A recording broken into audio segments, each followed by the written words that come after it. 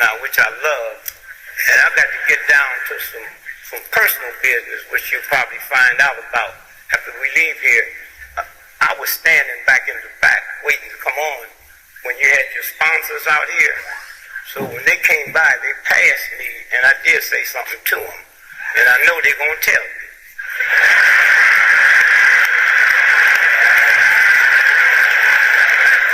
So a very low-key introduction. He's using an anecdote from what just happened before. And being Dick Gregory, you know he never says things just for the sake of saying it. You can see behind his head at various points, behind the head of the sponsor, Travis Smiley, that they've got a McDonald's symbol up there, and there's a few other corporate sponsors. So he starts off, Dick Gregory starts off very low-key, but you've already begun to hear, keeps the voice fairly low and then one slightly higher. You'll hear that pattern repeated, but as his volume gets bigger overall, you'll start to hear those stretches, the same pattern, stretched bigger and bigger. So he's letting the audience hear him and not react against him right away. A very humble start. A white dude from Walmart, for my cousin, this past Christmas, they had prices so low, he didn't have to shoplift.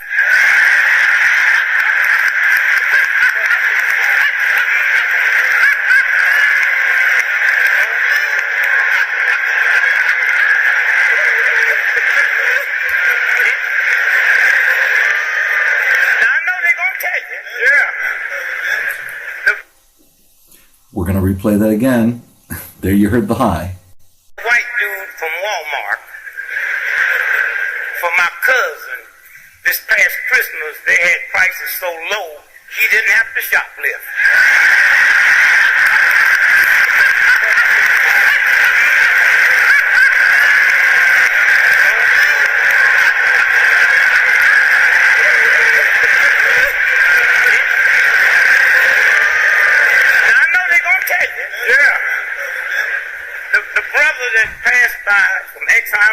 Now, a lot of people don't know they had gift packages for us, and they had an ExxonMobil credit card for gas. Right.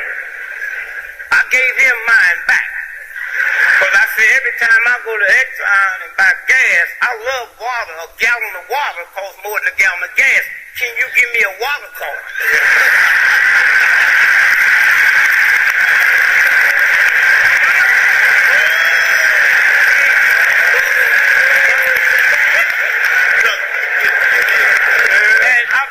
The black brother from Wells Fargo, head of the mortgages, I pulled him over and said, I need to talk to you. He said, Brother Greg, you need a mortgage. I said, no, they took my house when times was good.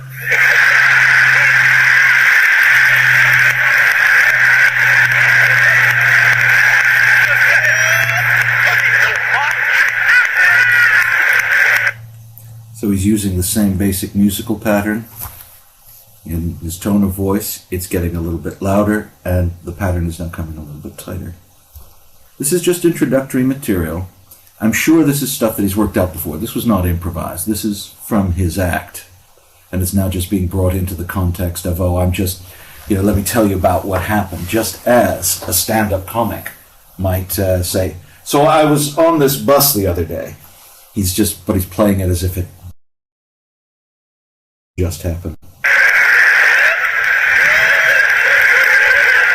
here's what I asked him. Yes, sir. I asked for a loan and a cosigner to open up a black business. I want to open up a black airline. Building. Named Tamika A. And my motto will be, we leave late, but we get you there on time.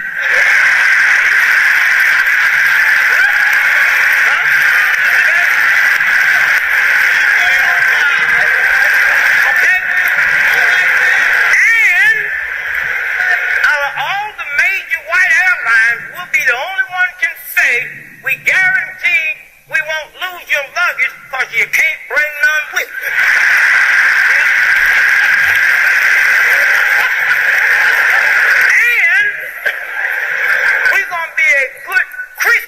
And now you've heard the first example of him setting up anchors with the word what? And each time he's put something even funnier after the next and so the audience can rely and expect that when he uses that and, that it'll be funnier still. There you go. We ain't selling no alcohol on the plane. You bring your own, we just sell the setup. That's so I just want it. That's all. To my mayor, Mr. Mayor, I just want you to know how bad things are. When you said Chocolate City, I had just walked in the hotel room.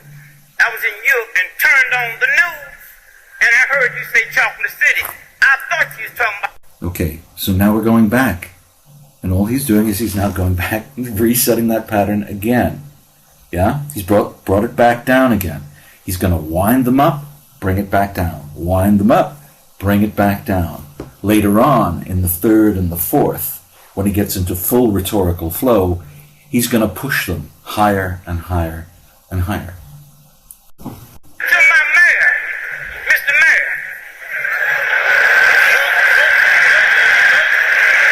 I just want you to know how bad things are. When you said Chocolate City, I had just walked in the hotel room. I was in Europe and turned on the news, and I heard you say Chocolate City.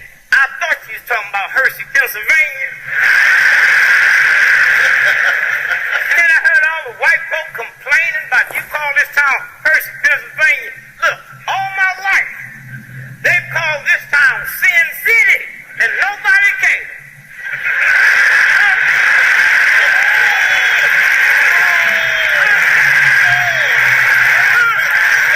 Hear me? Nobody cares. Nobody. Sin means evil, deceitful, nasty, ungodly, unspirited. When you said chocolate means love, kindness, tastes good, is good. Huh?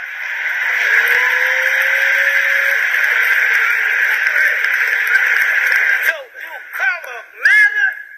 Let me tell you something. I had a dream last All right, now that's amazing. He's still in his setup. He's still using truisms in the sense that he is choosing his material on the basis of what will fit squarely within the worldview of the audience. In other words, they're things they're going to be able to say yes to straight away. His structure is largely anecdotal. I think you've already noticed that. Whether that's true or not is a different matter in terms of whether they're actually anecdotes or whether he sat at his computer and worked them out. The thing to notice about that last piece on Chocolate City is that is a brilliant example of taking an issue that was topical at the time. The mayor of New Orleans was receiving quite a lot of flack for the comment that he made and reframing those remarks on the basis of the truth of the definitions. They used to call it Sin City. They used to call it Chocolate City, and it sits right in the middle of the audience's worldview. He's not going to challenge them at all. Then he says, so color really does matter. And now saying it actually does matter. So it's a rhetorical device in order to create a leap or a stepping stone to move on. Very clever, and it slides right by, almost where you don't notice it. Now, in the next piece of communication that he does, pay attention to how he plays the old man card. He plays it very well. I'm pretty certain that this was fully written. This was something composed, but it's brilliant, an absolutely brilliant use of storytelling.